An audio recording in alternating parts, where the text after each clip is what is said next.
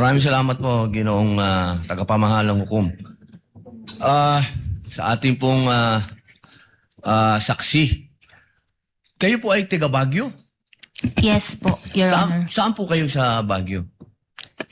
Irisan po. Irisan, opo. Ako po ay taga Baguio din. Saan po kayo nag-graduate? Sa...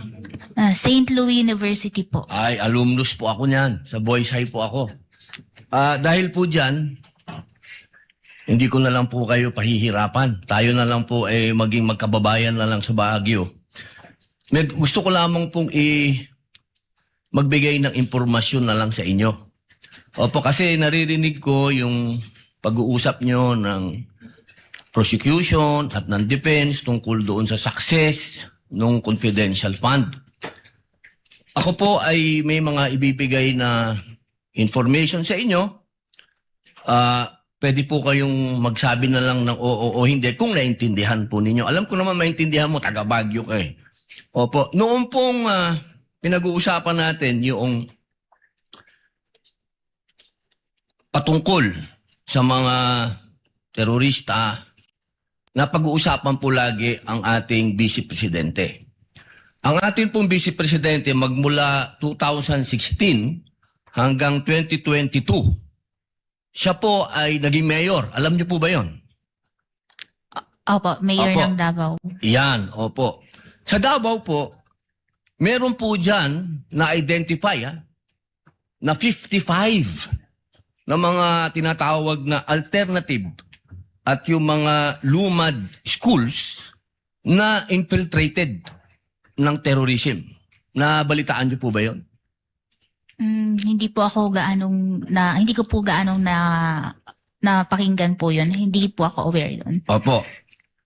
At alam niyo po ba rin na noong 2016 hanggang 2022 hanggang 2023, 12% po ng mga NPA rebels, surrenderies, were minors, 12 to 17 years old.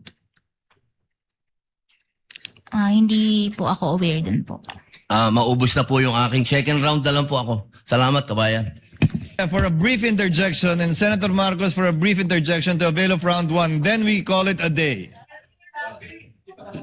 Senator Lapid, kindly proceed, Senator Padilla, while Senator Lapid is thinking about it. No, please proceed. Kailan, tuloy ko lang. Gusto ko lang sundan kanina, sinabi ko merong 55 alternative na eskwelahan na nagbe-breed ng mga child warriors ang naisara sa Davao Region. Ituloy ko lang, noong August 6, 2024, nagkaroon ng committee hearing ang public order at sinasabi na 102 schools nationwide were identified as recruitment. 11 elementary schools, 34 high schools, 123 college and universities. Doon din sa hearing na yon sinabi na meron 168 track student recruits remain active sa NPA. Ngayon, tanong ko kay Ilian, hindi ba responsibilidad din ito ng Vice President at ng DepEd Secretary ang mga estudyante? Yung sa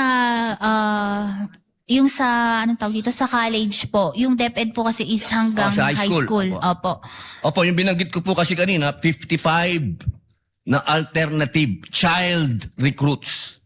11 elementary schools. 34 high schools. Ibig pong sabihin, tuloy-tuloy po yun. Magmula elementary, paakyat hanggang college. Yan po ang style ng recruitment. So sa tingin niyo po ba, sagot pa din ito ng DepEd Secretary at ng Vice President na lumaban na dito sa terorista noong mayor pa lang siya? No, may. Oo, hindi. Ma'am, bilis, 42. Kawawa Just naman. yes or no? Depende pa din po kasi yun sa mandate ng Oo lang po agency. o hindi. Sa palagay niyo po ba? O sige, skip na po natin kung ayaw nyo sagutin. Alam niyo po ba na sinabi ng NICA, ng National Intelligence Coordinating Agency, na ang budget ng NPA 2016 to 2018 ay 5.8 billion? Yung sa Oo po o hindi? Ah, Ma'am, please. ano, pwede pong pakiulit? Ang budget daw po ng NPA is 5.8 billion. Alam niyo po ba yon? Sinabi po ng Nika.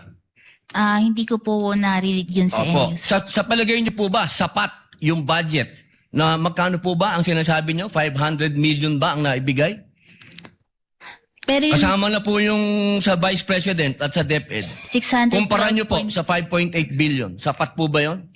Pero kasi yung sa nabanggit po ng Nika is mako-cover na din po nila bilang isa sila sa mga agencies with So alam niyo po yung sinabi ng Nika.